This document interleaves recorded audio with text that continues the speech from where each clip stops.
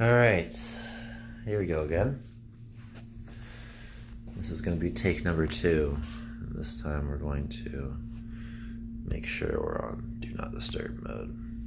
There we go. That should fix it.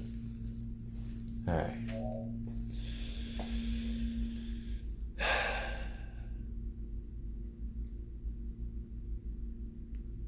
So,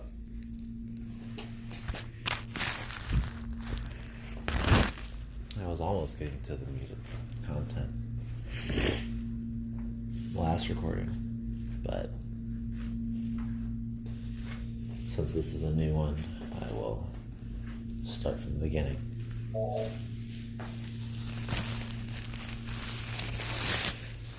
The date is June 28th, 2019.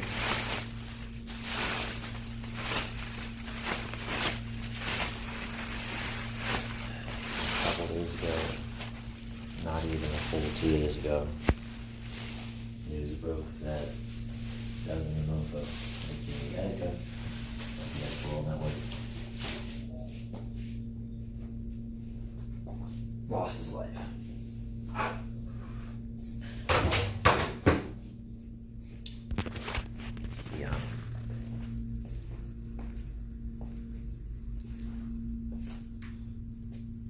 He took his own life.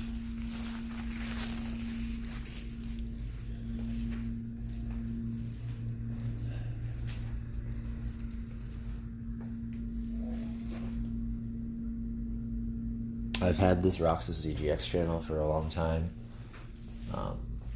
There's some YouTubers that some creators, some influencers, whatever adage you want to use to describe them. That definitely shapes the way my thought process into getting into this. And initially, those people were like Smosh and like Fred, just funny dudes making goofy content.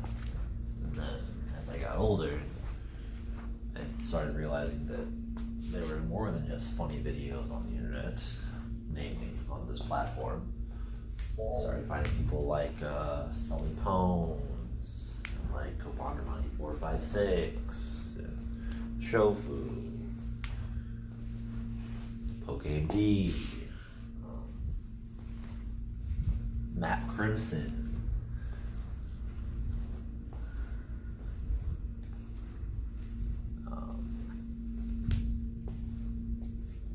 Xenon, what is it, 310? A few of those names I just mentioned no longer. They don't make content anymore, but old, basically, Pokemon YouTubers. But around 2011 or so, I found this channel, the Ethical World Network, and that was, I believe, just around when Attack on Titan was airing, and I had noticed a few things very, very quickly. The guy had a lot of charisma, a lot of high energy, and just seemed like a great person to be around. And that was Etika. That guy in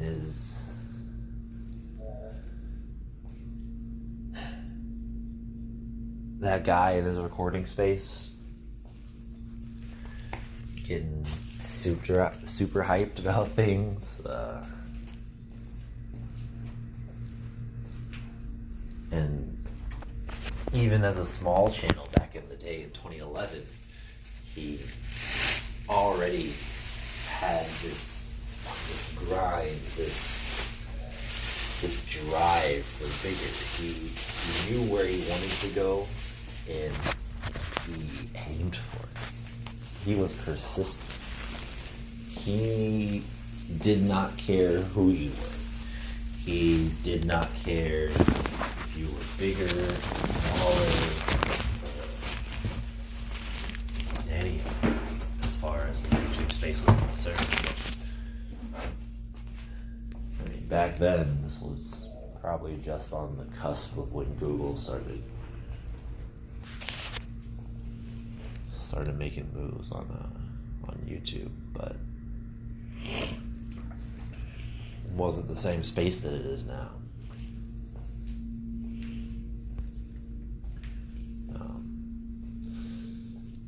As time went on, Etika's channel grew, and I grew with his channel. That Attack on Titan content later turned into the news video segments, the gaming news and other news that he would put up. Occasional just posts he would make about what's going on in his life on the channel.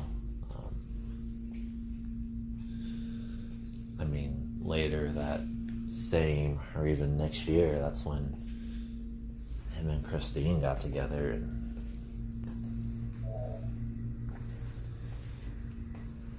it was just all one big wild ride from there, honestly.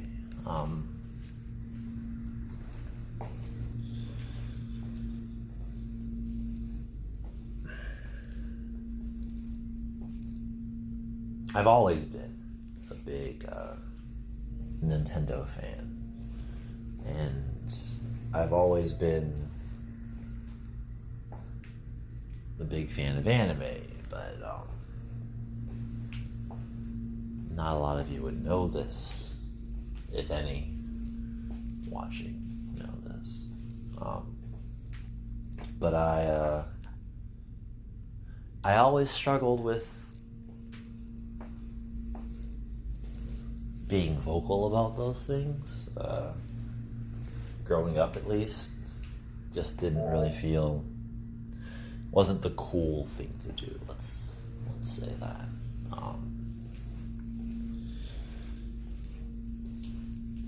Wasn't exactly the company that everyone wanted to preach that they were shouting on the rooftops about. So I felt like finding people like Etika and Kobe and Sully and Munching Orange and even Giancarlo Paravingo 11, GCPM 11, however you know him. I don't know if that dude really makes content like that anymore anyway. I digress. Finding people that were into the content that I was also into, a lot of the things that I was also into, and in Etika's case, just, being a fellow African American man, it made me feel like I could really relate to the guy. Of course, I'm not super charismatic and high energy. I'm not bouncing off the walls and just enter the room and just completely take control of it. No, those are things that those are characteristics that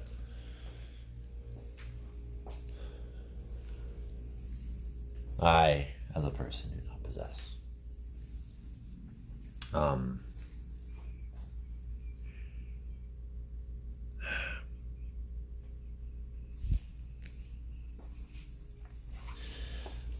I'm recording this video kind of as a way to log my feelings and make sure I know how I felt so soon after everything happened.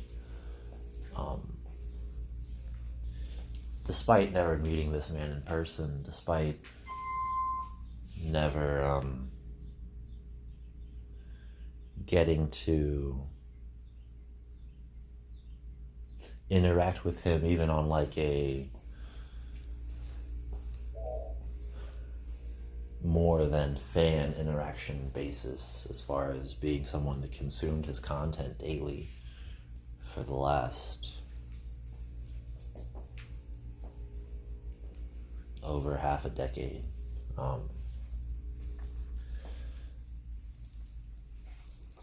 I'll admit, after the Twitter stuff,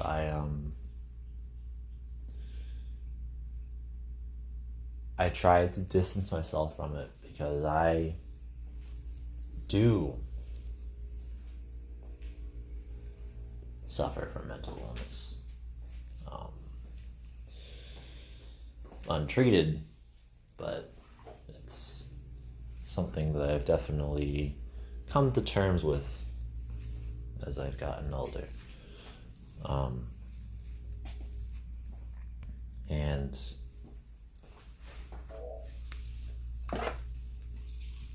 seeing the way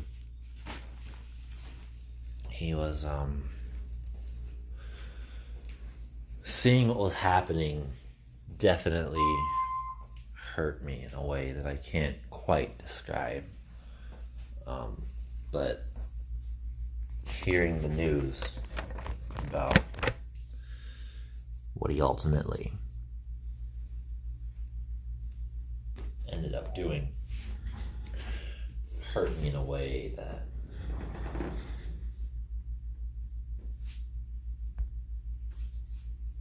I couldn't let what had happened the last half a year or so with him deny the fact that I very much looked up to this man. There's not a huge gap in our ages, about 6 or 7 years. But he was definitely a light during some days where I didn't think I had one. He was definitely a voice to listen to when I didn't really feel like listening to others. And I just want to thank him for that.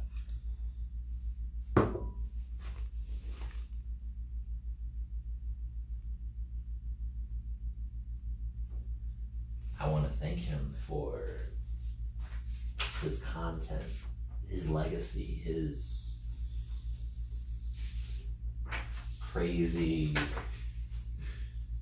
super, just charismatic, genuine personality. The fact that once we moved from a video format to a live stream format,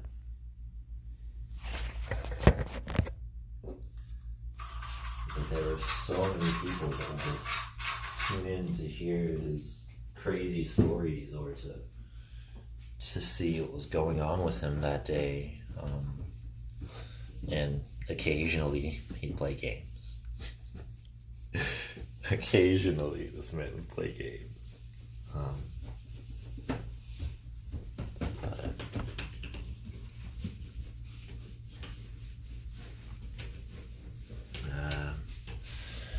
I feel like I'll always be a Joyconboy, you know? I feel like I'll never let that moniker go. I'll never not be a Joyconboy. I'll never not be a fan of Etika's content. I'll never not be that supporter that has been pretty silent for a very long time. But you know, sometimes it's okay to speak up,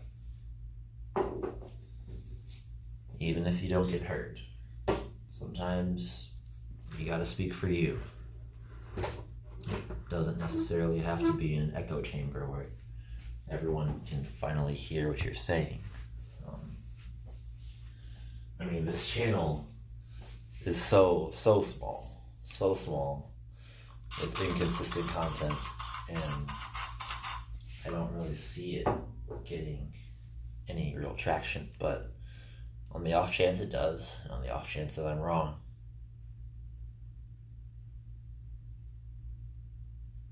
any other Joyconboyz out there,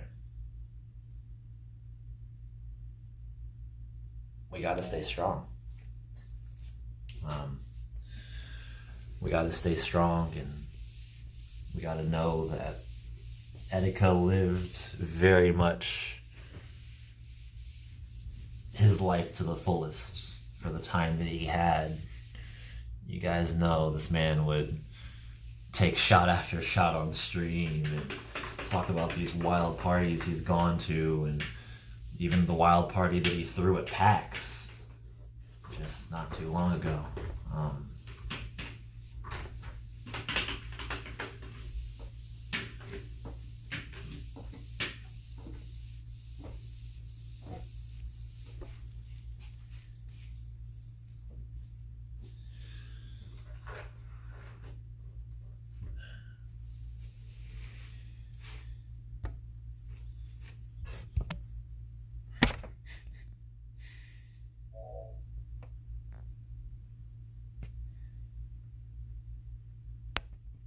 We gotta stay strong.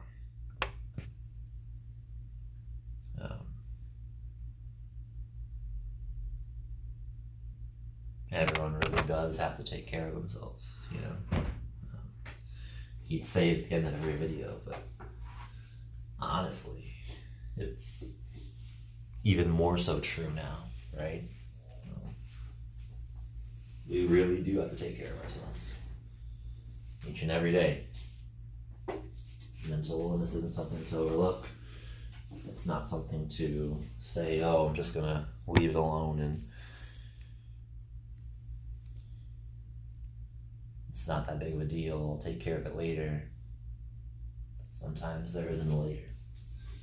Sometimes you can't just put it off and wait for it to resolve itself. Sometimes you have to take action. And I feel like, if anything,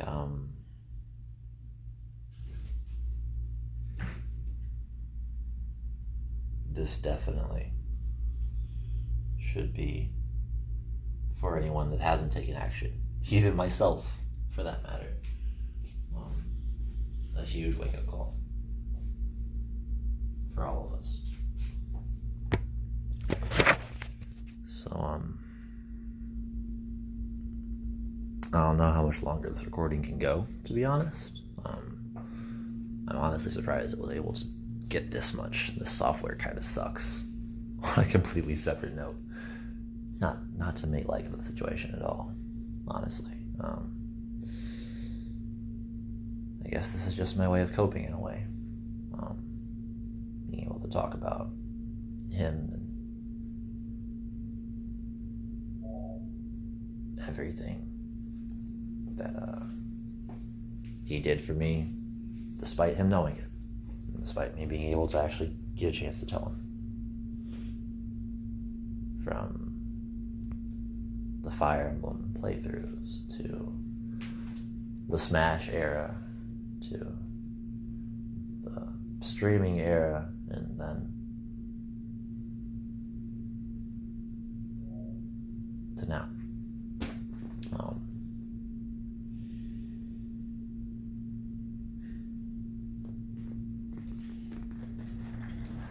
There's never going to be anyone like him, and that is probably the hard part. And the fact that this channel is gone is also just heart-wrenching. All that content that I watched, just gone. So I hope something is done about it, honestly. I'm glad that the restreamers exist. So at least some of those live streams that I mentioned can still be watched. Can still be seen. He can still be remembered for the amazing, genuine, awesome person that he was.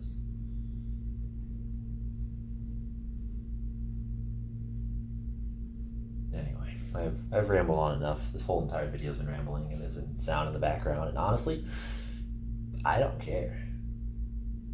I needed to record this. I'm honestly really glad I did. So,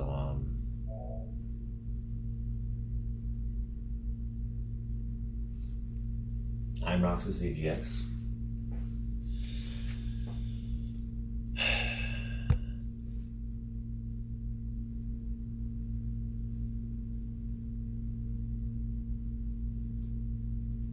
I'd like to tell you all to take care of yourselves.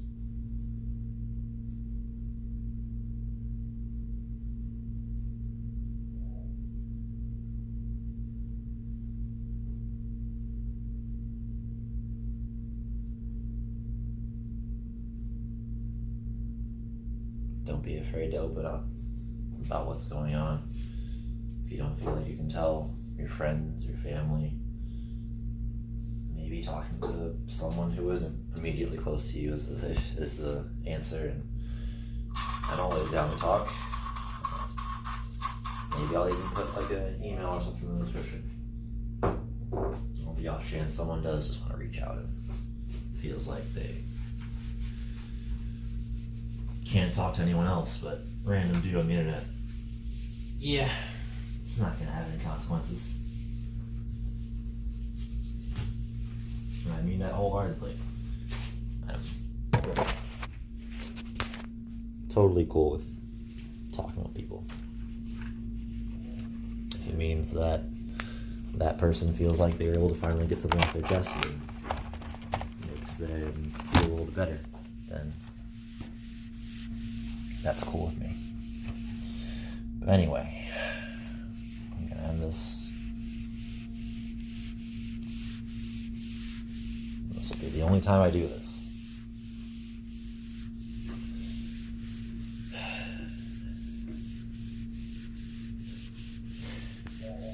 I don't even curse, so it's a little weird, but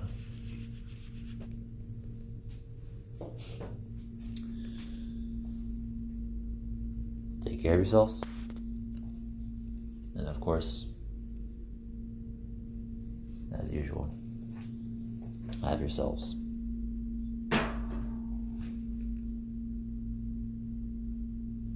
a damn good one. Joyconboyz for life.